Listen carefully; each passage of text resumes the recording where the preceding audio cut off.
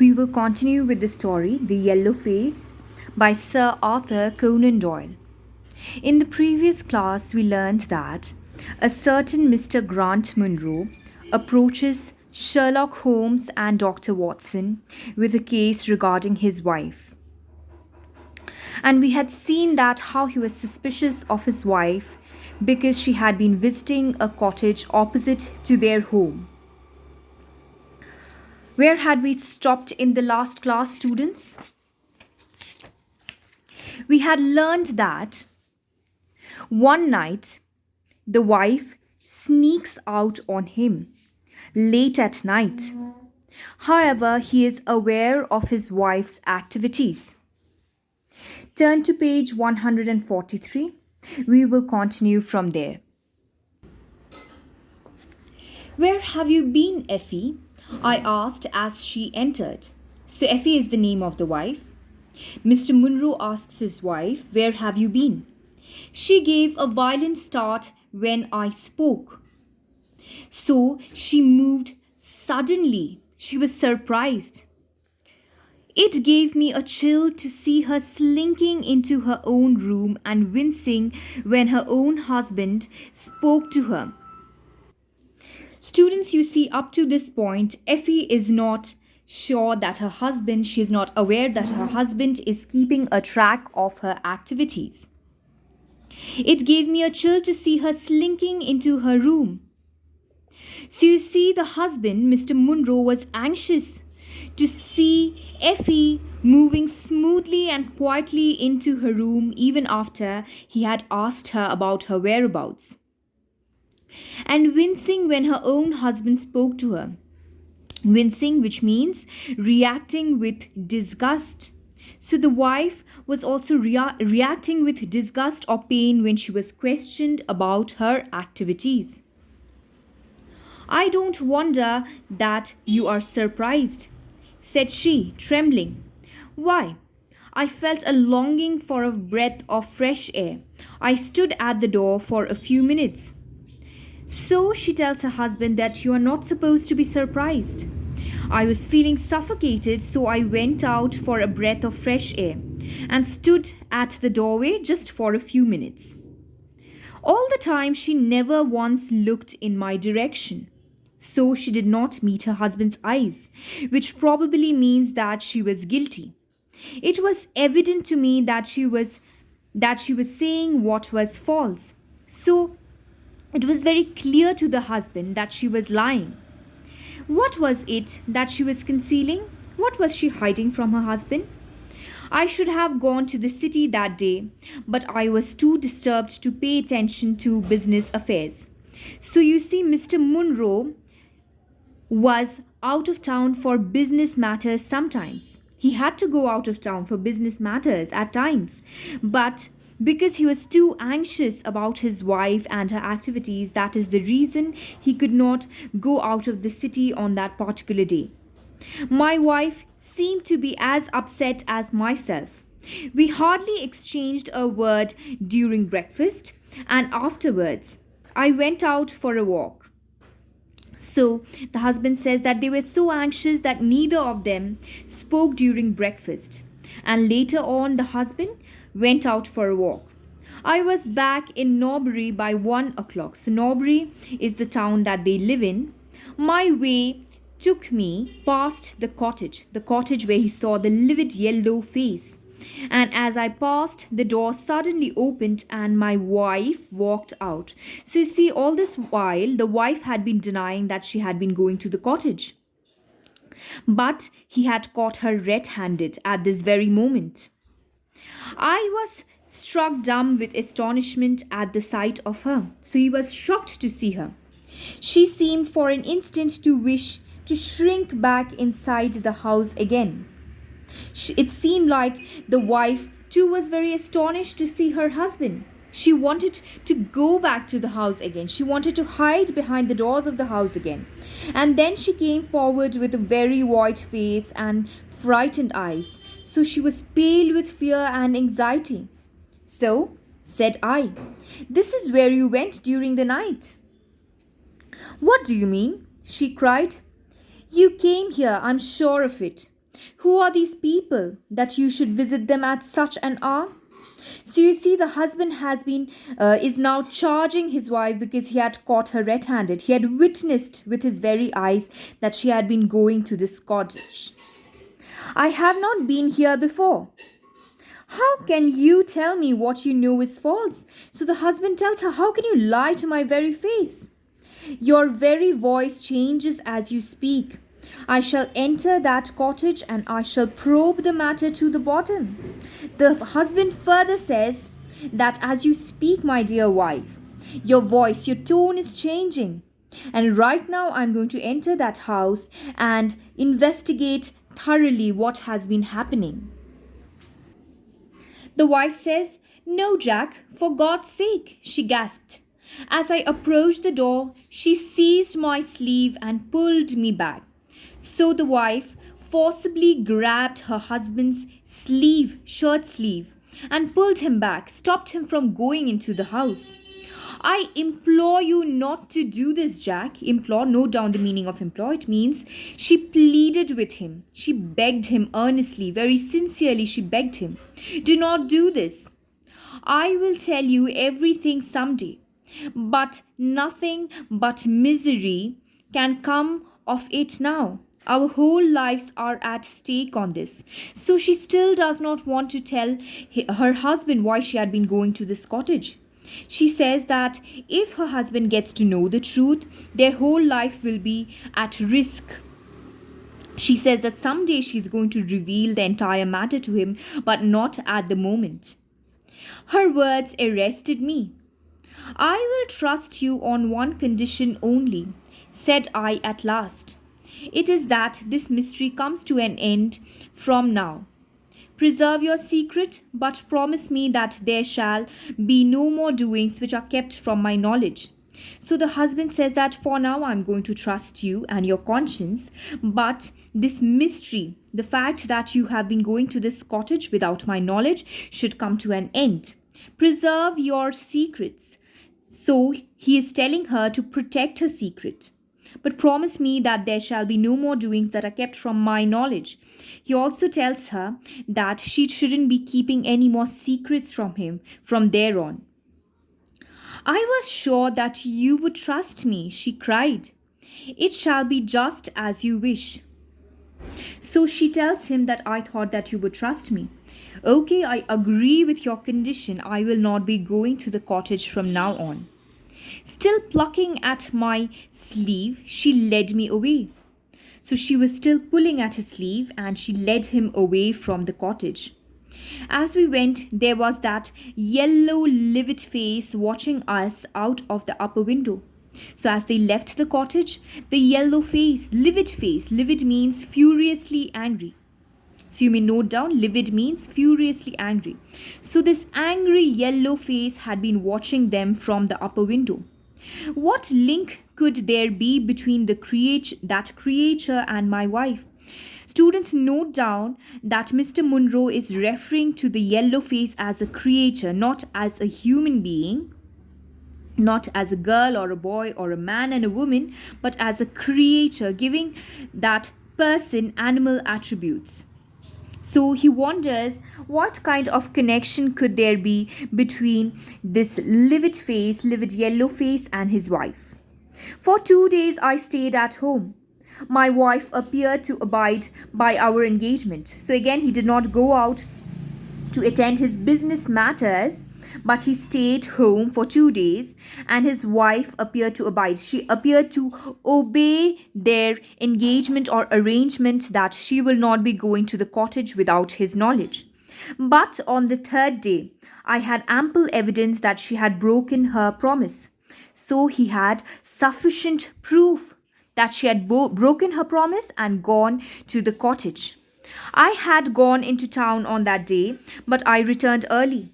So he was not home on the 3rd day, but he had come home early. My wife was not at home, tingling with anger. So he felt numb with anger. I strode to the cottage. So he walked furiously. He walked with long, decisive steps. Note down the meaning of strode. It means to walk with long, decisive steps to the cottage. I did not even knock, and turned the handle and rushed into the passage. So he did not bother to knock at the door. He simply forced his way inside the cottage. The house was deserted, which means that it was empty of people. The furniture and pictures were of the most common and vulgar description, which means that they were ordinary and tasteless. They were not sophisticated. Save in the one chamber at the window of which I had seen the strange face. So he's saying that the entire house was very ordinary and tasteless and not sophisticated, except for that one room where he had seen the yellow face. That was comfortable and elegant. So it was well furnished and elegantly furnished. And all my suspicions rose into a fierce blaze when I saw that on the mantelpiece stood a photograph of my wife. So you see that all his suspicions, he felt that it proved to be true. It was burning strongly and brightly. It came alive when he saw that above the fireplace on the mantelpiece stood a photograph of his wife, which had been taken only 3 months ago. So it was a recent photograph, and he wondered, why would a photograph stand on the mantelpiece of a strange cottage where strange people lived? Later that evening, I asked my wife about the photograph. Until you tell me who it is that has been living in that cottage, there can never be any confidence between us. So he says that there can be no understanding, no trust between us until and unless you reveal what has been going on in that cottage, who has been living in that cottage, said I, and left the house. That was yesterday, Mr. Holmes, and I have not seen her since. I now place myself in your hands. So after charging his wife, after asking his wife to tell him about what has been going on in that cottage, about who had been staying in that cottage, he left the house and had not seen his wife since. And now he had come to consult Sherlock Holmes and Dr. Watson regarding the matter. Holmes and I had listened with the utmost sincerity, utmost interest.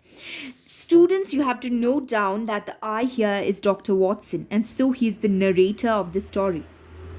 So they listened to Mr. Munro with the greatest of sincerities. My companion sat silent now, lost in thought. Tell me, said he at last, that is, Dr. Watson's companion, Sherlock Holmes. He says, tell me, you appear to have been disagreeably impressed by the face in the window. So Sherlock Holmes tells Mr. Munro that you found the yellow face unpleasant, disgusting, and it made a remarkable mark in your memory. It seemed to be of an unnatural color and to have a strange rigidity. So Mr. Munro describes the unnatural color, the yellow color, the pale yellow color, and says that it was stiff, it was rigid. How long is it that since your wife asked for the money? Nearly 2 months. So you remember the wife had asked for £100 from her husband, saying that bankers do not ask for any explanation from their customers. Have you ever seen a photograph of a first husband? Students, recall back that the wife Effie had already been married and she was a widow. No, there was a great fire after his death and all her papers were destroyed. So although the husband and the child had died from yellow fever, there was a fire right after his death and everything was destroyed in that fire. Everything burned. And yet she had a certificate of death, which serves as a proof. Yes, she got a duplicate after the fire. Did you ever meet anyone who knew her in America? No, says the husband. Thank you. I should like to think over the matter now. So Sherlock Holmes says that thank you for sharing the case with me. Now I will have to think about the matter. Return to Norbury. If the cottage is inhabited, do not force your way in, but send a wire to my friend and me. We shall be with you within an hour of receiving it. So, Sherlock Holmes further says that you go back to town, go back to Norbury, and if the cottage where you have seen the yellow face is still unoccupied, do not force your way in like you had done the previous time, but send a message to my friend and me.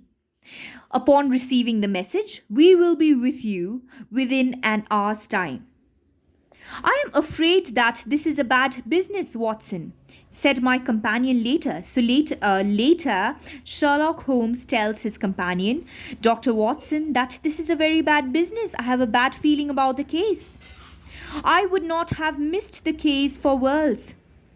So he says that this is such an interesting case.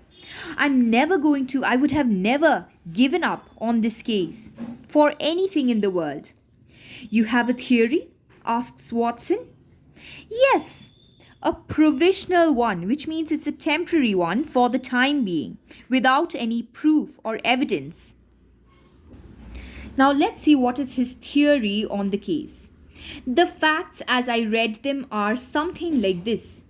This woman was married in America. Her husband contracted some disease, so he caught the yellow fever. And they had been living in America. She was married in America. She fled from him, returned to England, and changed her name, which means that her husband had not died, according to Sherlock Holmes, but she had simply fled from him for some reason, returned to England, and changed her name, and started her life afresh. So, Sherlock Holmes is suggesting that probably her name was not Effie, it must have been something else. So, she started her life afresh in England after fleeing from her husband, after escaping from her previous husband. She had been married 3 years and believed that her position was secure. So, she had been married for 3 years to Mr. Munro, and by then she had started believing that her position as his wife was safe. Having shown her husband the death certificate of some man whose name she had assumed. So probably she had fabricated the death certificate of a random man and not of her previous husband. When suddenly her whereabouts was discovered by her first husband or by some unscrupulous woman who had attached herself to him. So Sherlock Holmes is saying that probably after 3 years of her marriage to Mr. Munro, the previous husband, had discovered about her whereabouts, where she had been living and what she had been doing in these 3 years. Or by some unscrupulous, some undisciplined and unprincipled or dishonest woman who had attached herself to her previous husband. They write to the wife and threaten to come and expose her. So these two people, the previous husband and the dishonest woman, they write to the wife after discovering her whereabouts and threaten to come and expose her. How will they be able to expose her? Tell her husband that she had been married earlier and the husband is still alive and she had fled from her husband previously. Revealing that Effie too had been dishonest with Mr. Munro, her current husband, which would risk their marriage. She asks for 100. They write to the wife and threaten to come and expose her. So they blackmail the wife that they are going to reveal everything about her past life to her current husband. She asks for £100 to buy them off. So she asks her husband for £100 to bribe them so that they do not do anything as such.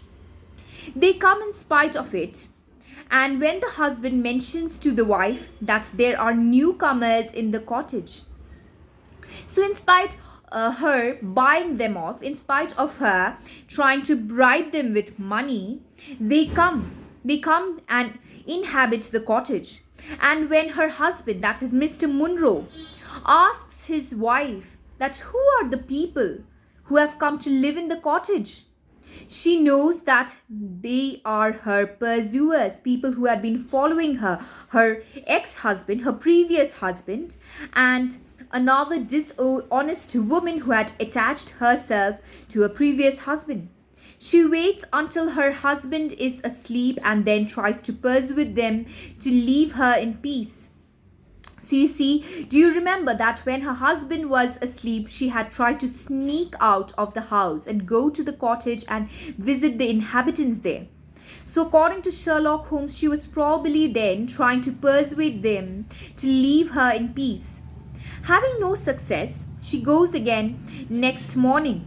Her husband meets her as she comes out. So she had been repetitively visiting them since, because they had not been convinced by her £100.